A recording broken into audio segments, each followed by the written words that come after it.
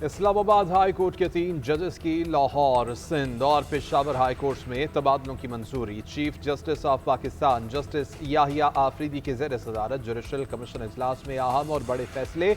एलामिये के मुताबिक जस्टिस मोहसिन अख्तर कियानी को लाहौर और जस्टिस अमन रिफत इम्तियाज को सिंध हाई कोर्ट ट्रांसफर कर दिया गया। जस्टिस बाबर सत्तार की पेशावर हाई कोर्ट तबादले की मंजूरी। तीनों जजेस के तबादले के फैसले कसरत राय से किए गए। इस्लामाबाद हाई कोर्ट के चीफ जस्टिस सरफराज डोगर ने जस्टिस अरबाब मोहम्मद ताहिर और जस्टिस कादिम सुमरू के तबादले की सिफारिश वापस ले ली। जुडिशल कमीशन इजलास में पीटीआई के बैरिस्टर गौहर और अली जफर ने भी शिरकत की। इजलास से पहले इस्लामाबाद हाई कोर्ट के जस्टिस बाबर सत्तार ने चीफ जस्टिस को खत लिखकर उन्हें जाती तौर पर सुनने की इस्तदा की थी। मौक़िफ़ अपनाया था कि आइन के आर्टिकल 200 के तहत ट्रांसफर मामले से पहले कमीशन इजलास में उन्हें सुना जाए।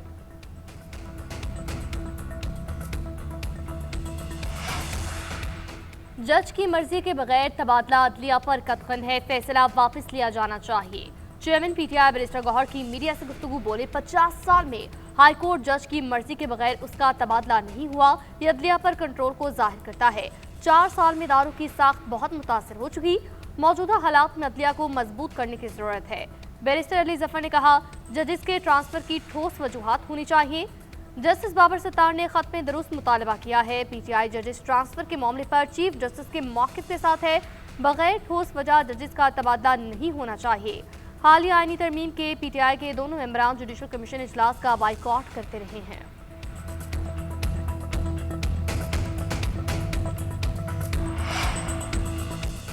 ईरान ने हमें बताया है वो तबाह हो चुका और शदीद बहरान की हालत में है। तेहरान ने आपने हुर्मुज को भी फौरी तौर पर खोलने का मुतालबा किया है।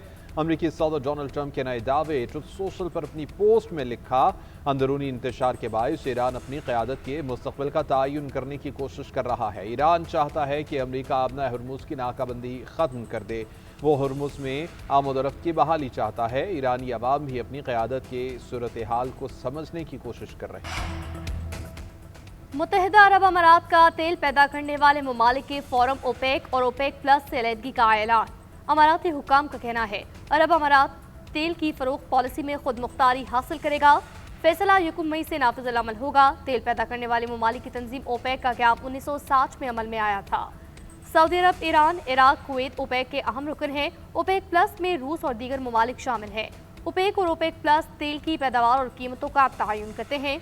ब्लूमबर्ग की रिपोर्ट के मुताबिक इस पेशरफ के बाद आलमी खाम तेल की कीमतों, ओपेक के अंदर ताकत के तवाज़ुन और ख़ास तौर पर सऊदी अरब के साथ तेल पॉलिसी रवाबित पर असरात मुरतब हो सकते हैं।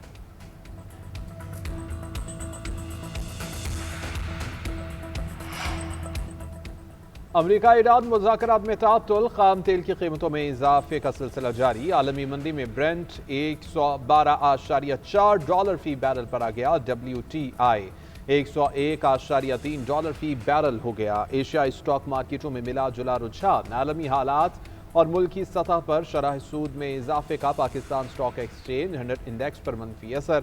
100 इंडेक्स 1085 पॉइंट्स कमी के बाद 1,68,412 पॉइंट्स पर बंद हुआ। कोरियन स्टॉक में इजाफा। जापान, हांगकांग, चीन के शेयर बाजारों में मनफी रुझान। सऊदी वलीअहद शहजादा मोहम्मद बिन सलमान की ज़ेर सदारत खलीज ताउन काउंसिल का हंगामी मुशावरती इजलास। खित्ते की मौजूदा सूरत हाल, इलाकाई सलामती, सियासी सूरत हाल और बाहमी ताउन के अमूर पर तबादला ख्याल। अरब मीडिया के मुताबिक इजलास में मुश्तरका हिकमत अमली पर गौर किया गया। इजलास में बहरीन के शाह हमद बिन ईसा, अमेरिका तर शेख तमीम बिन हमद अल सानी, कुवैत के वली अहद और मुत्तहिदा अरब अमारात के वज़ीर ख़ारजा शेख अब्दुल्ला ज़ैद भी शरीक। अमरीका ईरान की जानिब से भेजी गई नई तजावीज़ पर नाखुश। डोनाल्ड ट्रंप ने इशारा दिया है वो ईरान की जानिब से जंग के खात्मे के लिए पेश की गई ताज़ा तजवीज़ कबूल करने के हक में नहीं है। अमरीकी मीडिया के मुताबिक आबना हुर्मुज को फौरी तौर पर खोलने और जौहरी प्रोग्राम पर बाद में बात करने की ईरानी तजवीज़ सदर ट्रंप के सामने आई, लेकिन वो उसे कबूल करने के हक में नहीं है। अमरीकी वेबसाइट एक्सियोस के मुताबिक कुछ मुशीर नाकाबंदी और पाबंदियों को जारी रखने के हक में हैं, जबकि सख्त गिर हल्के सदर ट्रंप पर दोबारा फौजी कार्रवाई पर जोर दे रहे हैं। सदर ट्रंप जौहरी तवानाई के मामले पर पेशरफ तक नाकाबंदी खत्म करने को तैयार नहीं। गुज़श्ता रोज अमरीकी सदर की नेशनल सिक्योरिटी टीम से मुलाकात में पाकिस्तान के जरिए भेजी गई नई तजावीज़ पर गौर किया गया था। तर्जुमान व्हाइट हाउस कैरोलिन लेविट का कहना है कि सदर ट्रंप की रेड लाइन्स बिल्कुल वाज़ेह हैं। कोई ऐसी डील कबूल नहीं की जाएगी कि जिसमें ईरान को एटमी हथियार बनाने की इजाज़त हो। अमरीका ईरान जितनी दूर नजर आ रहे हैं उतने हैं नहीं।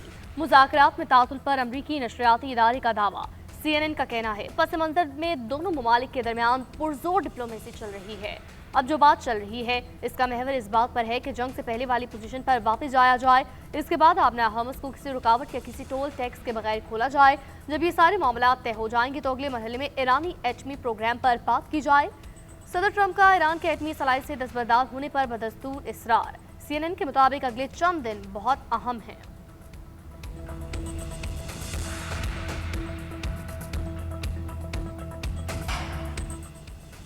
अमरीका दुनिया पर अपनी पॉलिसियां डिक्टेट करने की पोजीशन में नहीं रहा है। ईरान के वज़ीर दिफा ब्रिगेडियर जनरल रजा तलाई का दावा। शंघाई ताउन तंजीम इजलास में शिरकत के लिए किर्गिस्तान के शहर बशकीक पहुंचने पर रजा तलाई ने कहा कि आज दुनिया अमरीका और इसराइल को रियासती दहशतगर्दी की अलामत समझने लगी है। अमरीका को बिलाखिर अपने गैर कानूनी और गैर माकूल मुतालिबात छोड़ना होंगे। कतर ने एक बार फिर ईरान अमरीका मुज़ाकरात के लिए पाकिस्तानी सालसी की भरपूर हिमायत का ऐलान कर दिया। तर्जुमान वज़ारत ख़ारजा माजिदुल अंसारी ने हफ्तावार ब्रीफिंग में कहा कतर मुज़ाकरात के अमल में पाकिस्तान को सपोर्ट करता है और मुज़ाकरात के दायरेकार में वसअत को ज़रूरी नहीं समझता। कतर सालसों के जरिए अपना हमस खुलवाने की कोशिश कर रहा है। पाकिस्तान बतौर सालिस शानदार काम कर रहा है। कतर को मुज़ाकराती अमल पर यकीन है और वह सिफाती हल का हामी है।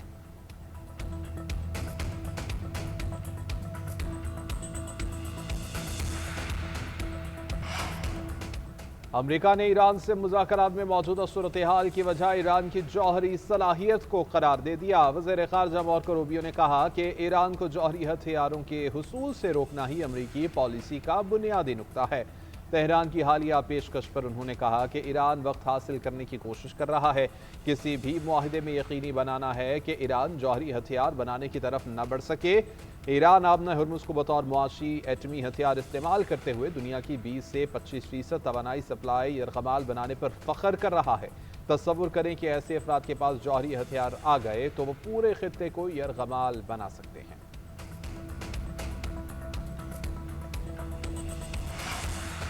वज़ीर आज़म मोहम्मद शहबाज शरीफ से न्यूजीलैंड के वज़ीर आज़म का टेलीफोनिक राबिता।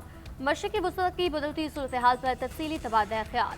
वज़ीर आज़म ने क़याम अमन के लिए पाकिस्तान की सफाती कोशिशों और रवाबित से आगाह किया। न्यूजीलैंड के वज़ीर आज़म ने पाकिस्तान की काविशों को सराहा। ईरान अमरीका सालसी में कामयाबी के लिए नेक तमन्नाओं का इजहार। वज़ीर आज़म ने खित्ते और दुनिया में अमन के फ़रोग के लिए गैर मुतज़लज़ल आज़म का इयादा किया।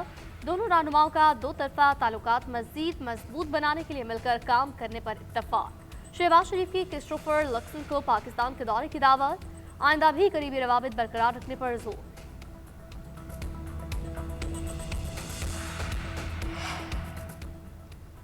नायब वज़ीर आज़म और वज़ीर ख़ारजा इसहाक़ डार का अक़वाम मुत्तहिदा के सेक्रेटरी जनरल एंटोनियो गुतरेस से टेलीफोनिक राबिता। खित्ते में जारी ताज़ा तरीन पेशरफ्त पर तबादला ख्याल। पाकिस्तान की सफारती कोशिशों और फ़रीक़ैन के साथ रवाबत से मुताल्लिक़ बातचीत। UN सेक्रेटरी जनरल ने अपनी और आलमी बिरादरी की जानिब से आलमी अमन और सलामती के लिए पाकिस्तानी कोशिशों की हिमायत और मदद का पैगाम भी दिया। कहा कि अक़वाम मुत्तहिदा मुकम्मल तौर पर पाकिस्तान की कोशिशों के साथ है।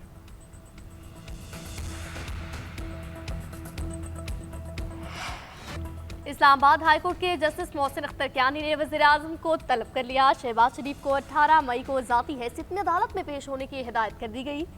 PTA ट्रिब्यूनल के मेंबर फाइनेंस के अदम तैनाती पर तलबी की गई। जस्टिस मोहसिन अख्तर कियानी ने रिमार्क्स दिए कि वज़ीर आज़म आकर बताएं ट्रिब्यूनल के मेंबर फाइनेंस की तैनाती क्यों नहीं हुई।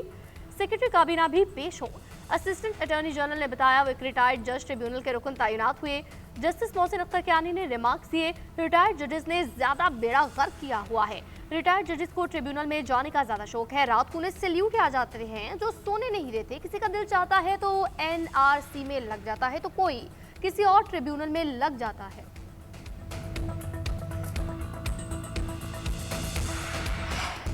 बानी पीटीआई तिब्बी तौर पर बिल्कुल फिट करार। बानी पीटीआई का गुज़श्ता रोज़ पिम्स अस्पताल में फॉलोअप तिब्बी मुआयना किया गया। आंखों के हवाले से चेकअप किया गया। मामूल के तिब्बी मुआयने के बाद सिक्योरिटी हिसार में सुबह वापस अडियाला जेल मुंतकिल कर दिया गया। पिम्स अस्पताल के मुताबिक बानी को आंखों के फॉलोअप इलाज से मुतालिक चौथे इंजेक्शन के लिए लाया गया था। तरीक़ाकार के मुताबिक माहिरीन चश्म ने मुआयना किया। ऑप्टिकल कोहेरेंस टोमोग्राफी की गई जिसमें बेहतरी ज़ाहिर हुई। ऑपरेशन थिएटर में तमाम एहतियाती तदाबीर पर अमल दरामद किया गया। सर्जन्स ने माइक्रोस्कोपी के साथ इंजेक्शन की चौथी खुराक दी। बानी पीटीआई इंजेक्शन से पहले और बाद में मुस्तहकम रहे। मजीद देखभाल और फॉलोअप हदायत के साथ डिस्चार्ज कर दिया गया। सेहत से मुतालिक रिपोर्ट चीफ कमिश्नर को इरसाल। बानी पीटीआई के एहलिया बुशरा बीबी की मुतासरा आंख का अरियाला जेल में मुआयना अल-शिफा आई ट्रस्ट के डॉक्टर नदीम कुरैशी ने मुआयना किया। बुशरा बीबी की आंख का 17 अप्रैल को अल-शिफा आई ट्रस्ट में दाएं आंख का ऑपरेशन हुआ था। अरियाला जेल में आज बुशरा बीबी की बानी पीटीआई से मुलाकात भी करवा दी गई।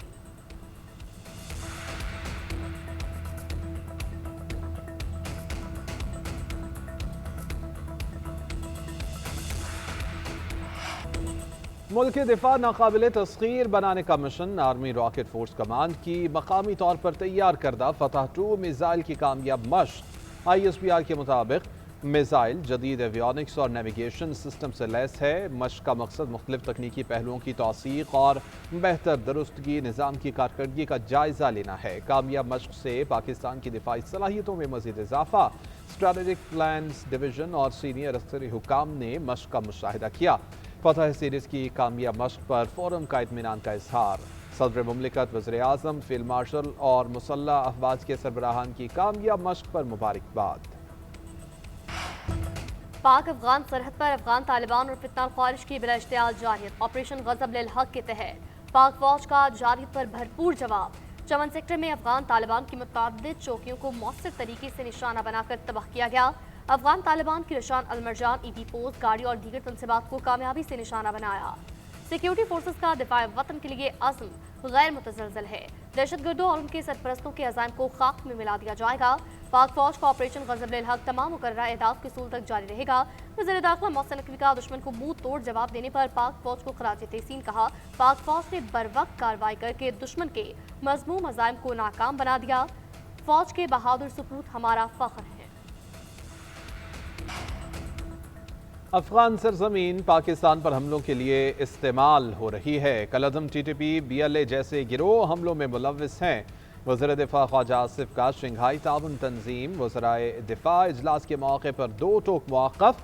अफगान सरजमीन पर मौजूद दहशतगर्द अनासिर के खिलाफ काबिल तस्दीक और मौसर कार्रवाइयाँ नागुज़ीर करार। कहा अमन के लिए इल्ज़ाम तराशी और नफरत अंगेज सियासत तर्क करना होगी। इलाक़ाई सलामती के लिए पाकिस्तान का किरदार नाकाबिल फरामोश है। ख्वाजा आसिफ की बिश्केक में चीन, काज़ाकिस्तान और ताजिकिस्तान के वज़राए दिफा और ईरान के नायब वज़ीर दिफा से मुलाकातें। खित्ते की सूरत हाल और जंग बंदी से मुताल्लिक़ उमूर पर तबादला ख्याल किया गया। तमाशाइयों का समुंदर, जज्बों का तूफान, क्रिकेट दीवानों के लिए स्टेडियम के दरवाजे खुल गए। PSL के प्लेऑफ मुकाबलों का तमाशाइयों के साथ आगाज। पाकिस्तान सुपर लीग सीजन 11 के बाकी मैचेस शायकीन स्टेडियम में बैठकर देख सकेंगे। टिकटों की सेल जोरों शोर से जारी। ऑनलाइन के साथ फिजिकल टिकट्स की फरोख्त में भी तेजी। शायकीन क्रिकेट का कहना है मैच देखने का मजा स्टेडियम में ही आता है। बराह रास्त मैच देख सकेंगे, अपनी पसंदीदा टीमों की सपोर्ट करेंगे।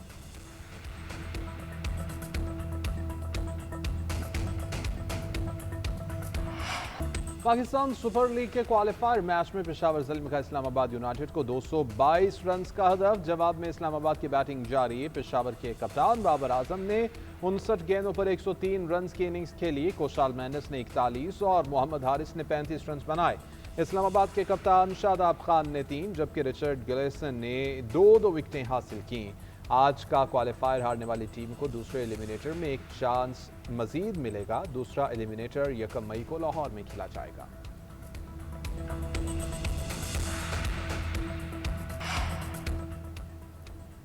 वज़ीर आज़म मोहम्मद शहबाज शरीफ की मुल्क में सरमायाकारी के फरोग के लिए रेगुलेटरी तामील पर अमल दरामद को मजीद आसान और कम खर्च बनाने की हिदायत।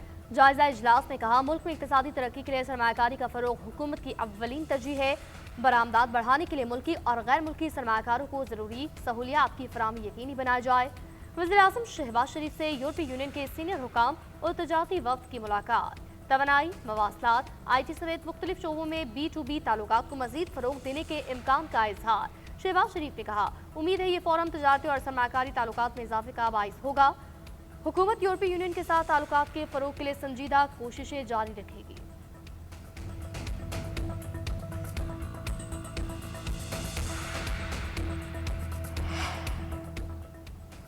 वज़ीर ख़ज़ाना मोहम्मद औरंगज़ेब का मई में $25 करोड़ के पांडा बॉन्ड्स जारी करने का ऐलान। IMF से अगले माह $1.2 अरब किस्त मिलने की तवक्को भी जाहिर कर दी। मीडिया से गुफ्तगू में कहा कि चीनी हुक्काम के साथ पांडा बॉन्ड्स के इजरा के लिए बातचीत आखिरी मराहिल में है।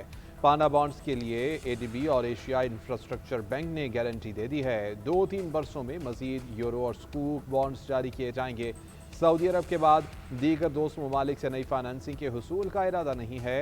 इस्लामाबाद में तकरीब से खिताब में कहा कि क्रिप्टो सार्फिन के लिए रेगुलेटरी फ्रेमवर्क मुतारिफ कराया गया है। पाकिस्तान में 4 करोड़ क्रिप्टो सार्फिन मौजूद हैं। सदर मुमलिकत आसिफ अली जरदारी का चीनी रहनुमा माओ जेतुंग के आबाई शहर शाओशुआंग का दौरा। स्टेचू स्क्वायर में चेयरमैन माओ जेतुंग के जिस्म पर फूल रखे, जबकि चीन के इनकलाबी रहनुमा को खराज अकीदत पेश किया। चीन की तारीखी तब्दीली में चेयरमैन माओ के किरदार को खराज तहसीन पेश किया। सदर ने चीन की जदोजहद, इत्तेहाद और तरक्की में चेयरमैन माओ की खिदमात को सराहा। कहा, ऐसे मकामात का तहफ़्फ़ुज़ जदीद चीन की तश्कील में किरदार अदा करने वाले अवाम को समझने में मदद देता है। सोलर सार्फिन के लिए खुशखबरी। नेपरा ने 25 किलोवाट और उससे कम सोलर सार्फिन के लिए लाइसेंस की शर्त खत्म कर दी। नोटिफिकेशन जारी कर दिया गया।